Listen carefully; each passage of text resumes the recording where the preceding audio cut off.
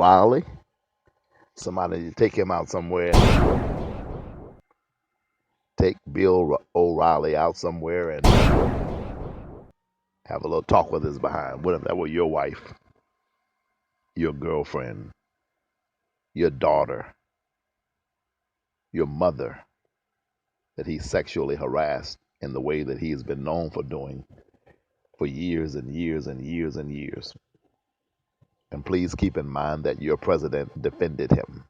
Yes, Donald defended him. You know, like attracts like. Birds of a feather flock together. All right? Your president, Donald, defended Bill O'Reilly. But finally, Bill O'Reilly, ladies and gentlemen, he's out.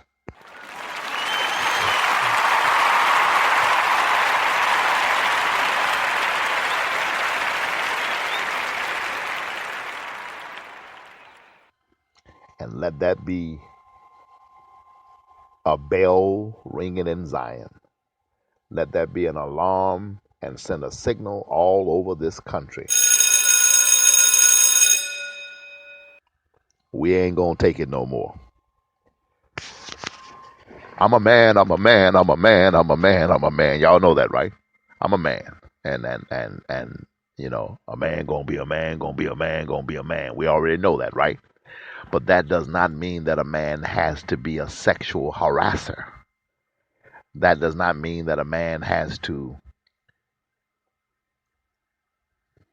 pressure women. See, people like Bill O'Reilly, in my opinion, is a rapist. Your president, in my opinion, I said I wasn't going to personally attack the guy anymore. He's the president. Okay, I'll stop. I'll stop short right there. Okay, I'll stop. But Bill O'Reilly, in my opinion, is a rapist. And anybody who runs around talking about grabbing women's genitals and doing things like that, you know, this person needs to be viewed with an eye of suspicion. And men, as men, we have to know when to stop.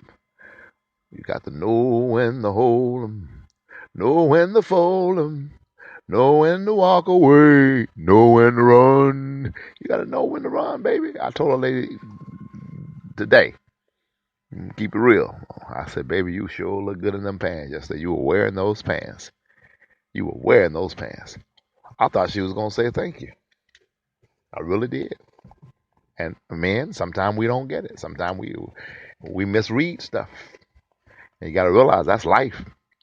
Life is about learning how to read. And when you misread, you got to correct. You got to make a course correction.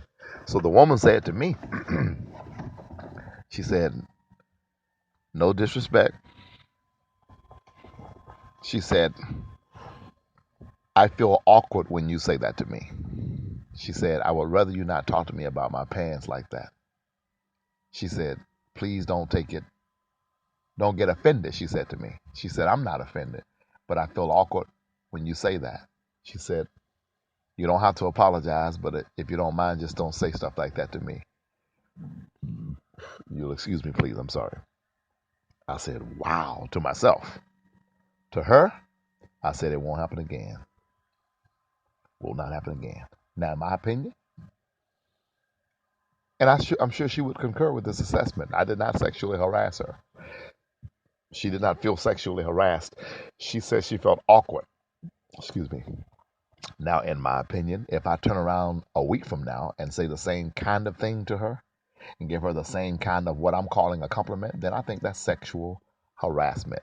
My point is the minute a woman decides that she is offended by your advance, even if you don't consider it to be an advance, because I wasn't advancing on this woman. I'm not going to call no names. I'm not going to give y'all no hint, no clue, no nothing. But I'm going to be quite frank with you because I know she doesn't listen to this podcast. And usually the more people that listen, the merrier.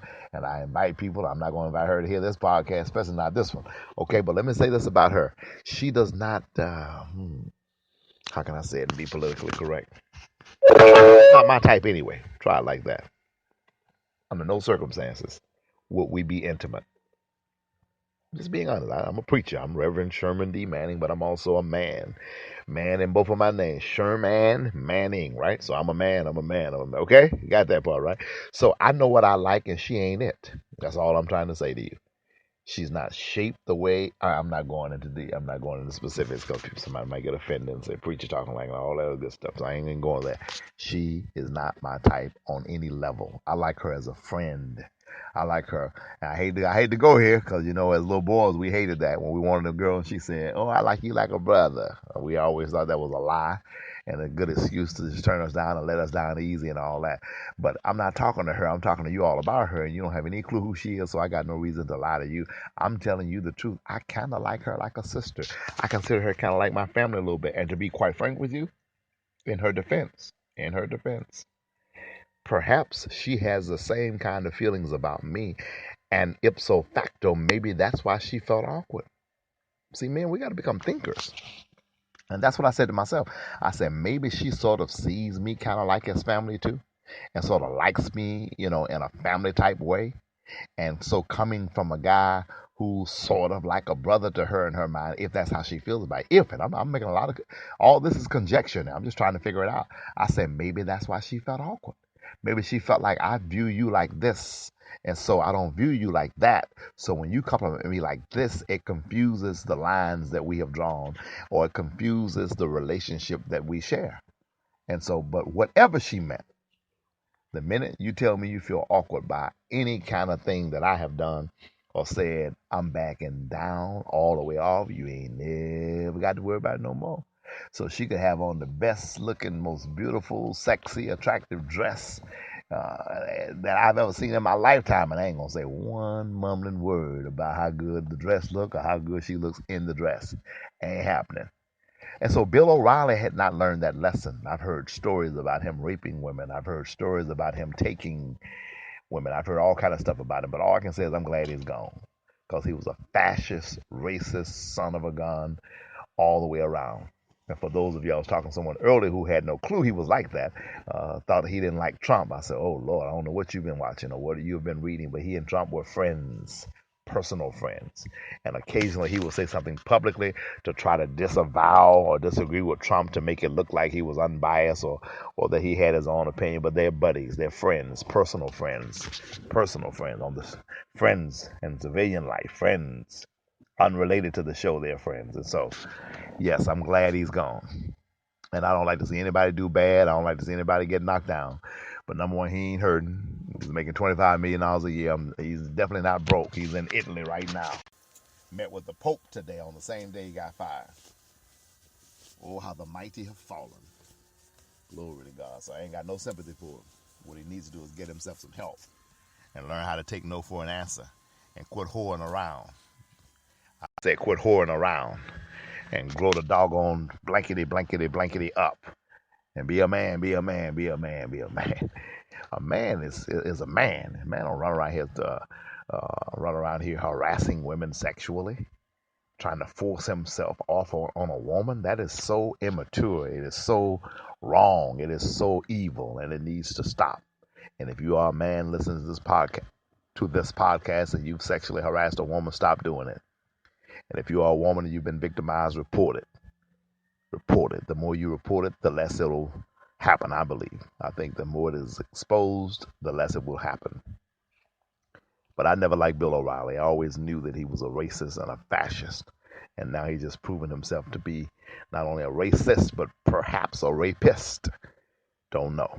But I do know this. Friday night at 7 o'clock p.m., we're going to be at Yes We Can Worship Center. And Yes We Can Worship Center is located at 5857 South Central Avenue, Suite 180. Tell it everywhere you go. We want people to know. We are at the corner of Slauson and Central. We are behind the CVS drugstore. We are right next door to Cricket. Could you do me a small favor? Call anybody you know in Los Angeles. Send them a text, send them an email, send them a smoke signal. Whatever you got to do, telepathically communicate with them and let them know we want them to show on Friday night at 7 o'clock at Yes We Can Worship Center. Somebody in Menlo Park is listening right now. Come on, I want you to come. Come be with us. Come be with us this Friday night at Yes We Can Worship Center. Pray for me and I'll pray for you. That's what all God's children should do. If you want to help us do the work that we're doing, please send us a check.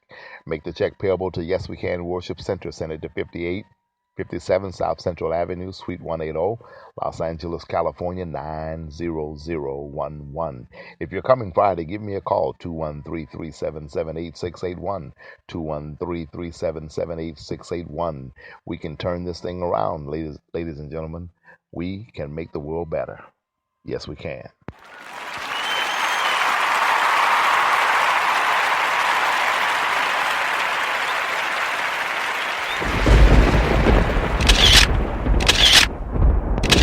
I'm going to sign off for now, but if you see Bill O'Reilly, I said if you see Bill O'Reilly, Reverend Sherman D. Manning, I'll see you tomorrow.